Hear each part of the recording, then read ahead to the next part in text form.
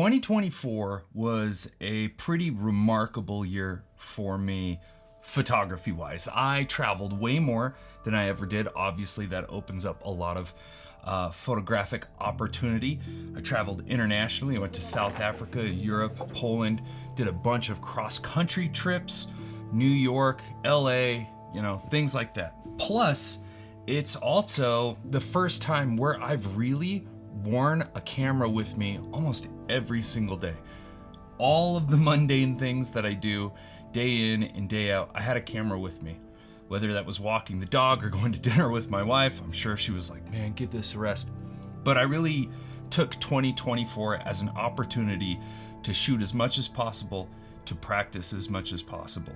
And because of that, man, I took a ton of photos in 2024. So I thought it would be a fun video to not only show you some of my favorite photos, but really out of all of the lenses that I have, and there are a lot, I think somewhere around like 24, I wanted to share with you my top 5 favorite lenses. Let's kick it off with number 5, the biggest lens of the bunch. This is the Sigma 150 to 600 in the EF mount. And because it's EF, we know that it's on the older side. It's not one of the modern day small super telephotos like Sigma's own 500 f5.6 for the L mount. So why is it one of my favorites? Well, one, like I said, when you do nail a photo with this lens, it looks awesome.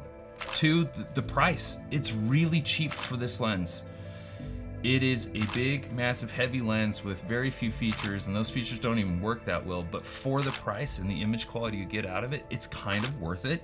Plus, it's also EF mount, which is big for me because I could have gotten maybe a mount specific, a mirrorless mount, but with EF, it means I can adapt it to almost every other one of my cameras.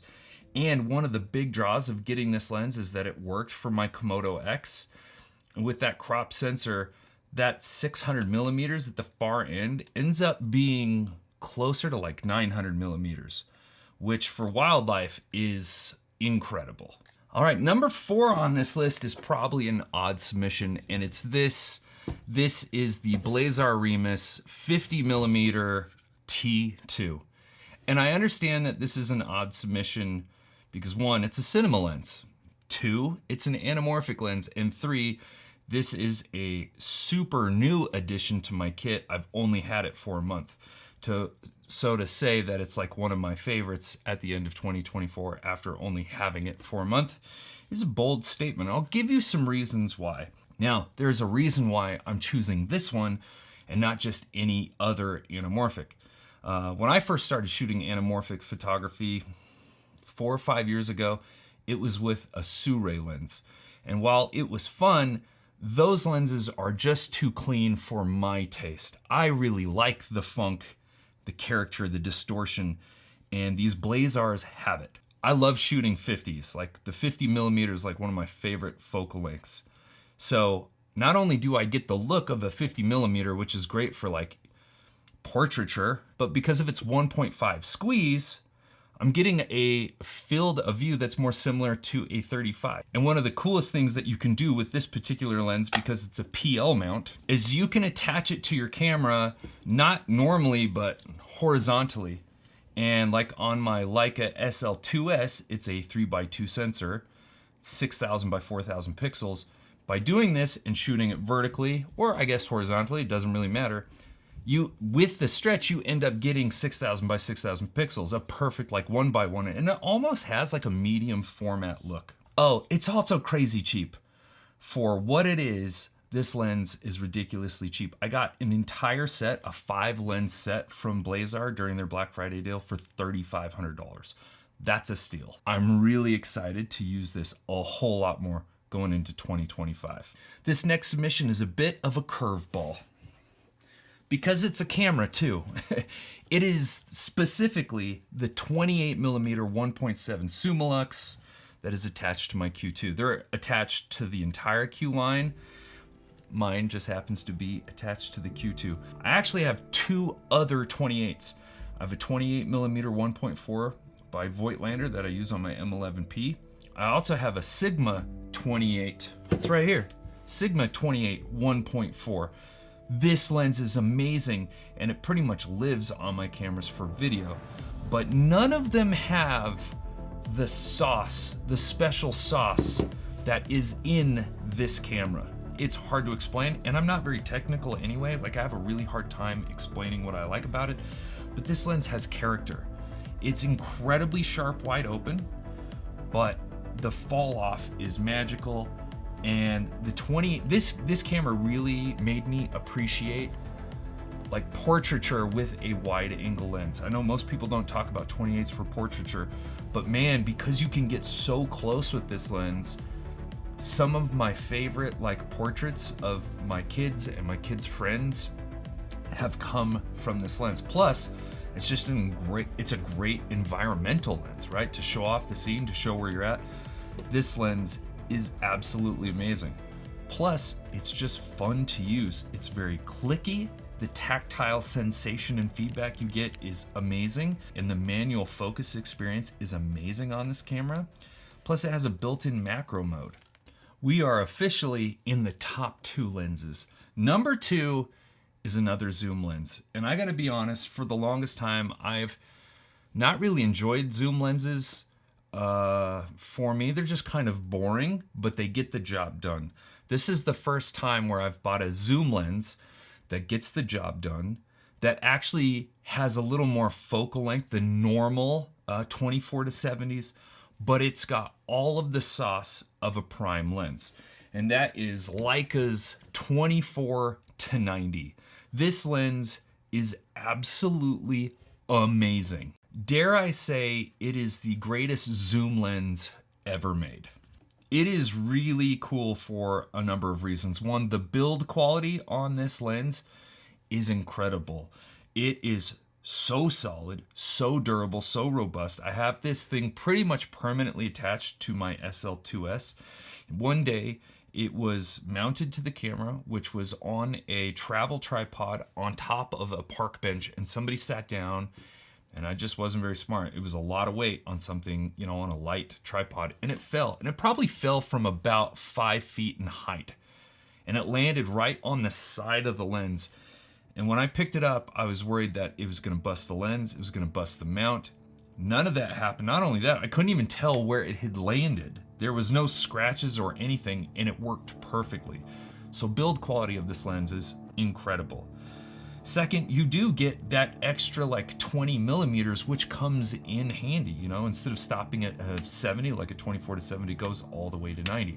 Now, most people would say, hey, but it's a variable aperture lens, which means it's not as good. And I used to be in that camp. That's exactly what I would think.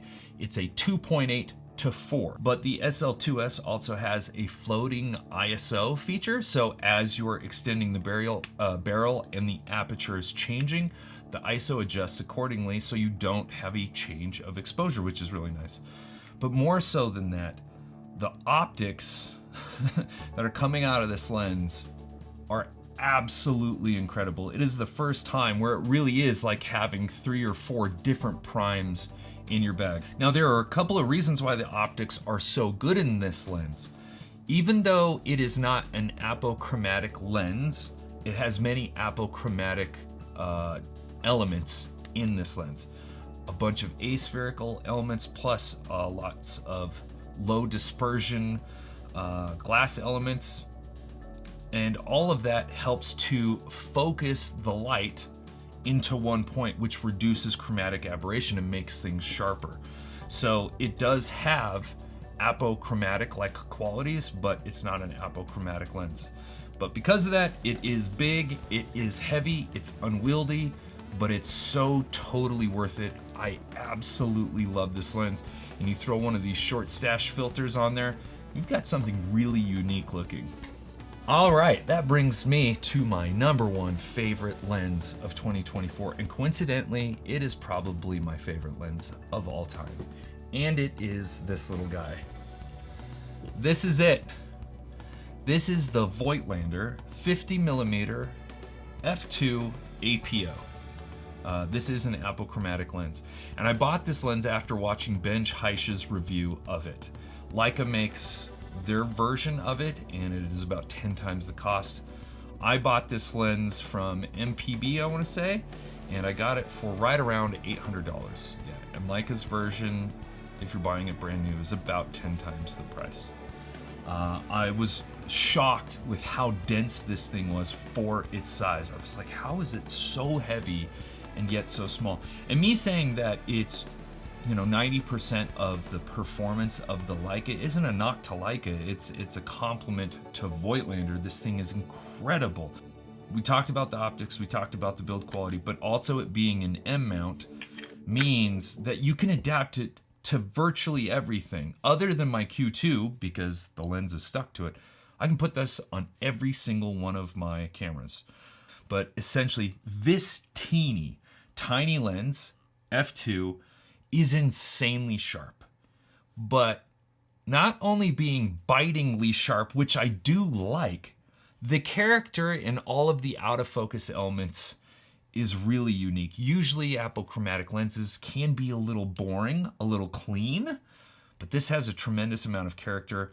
Some people call it painterly, some people call it swirly. I don't know what to call it. I just love it. Absolutely brilliant, this lens. Thank you, Ben Chaish, for doing such a great review on it. I am so stoked that I have this lens in my kit and basically on me every day of 2024. Well, there you have it. There are my top 5 favorite lenses of 2024. What did you guys think about the list? What would your list look like? What changes would you make? I would love to know down in the comments. Please actually put your list, because I'm sure there are some gems in there that I don't know about that I should know about. Also, would you want to see a video version of this rather than a photography version of this list? Thanks so much for watching. If you enjoyed the video, if you found it insightful, entertaining, or educational, do me a huge favor, hit the like button, and then also consider subscribing. It's free. You can cancel at any time. And yeah, I hope you had a wonderful 2024. Sincerely, thanks for all the support. I'm just letting you know I'm going to be posting way more videos. I have a main channel. That was my fitness and tech channel. I've been doing that full time for quite a few years. I've made a very difficult but exciting decision to come to this channel and make this one my main channel. So I'm going to be doing a tremendous amount of work on this channel in 2025. I'm really excited. I've got some great ideas. Another reason to subscribe. Well, thanks again for watching. I'll catch you on the next one. Peace.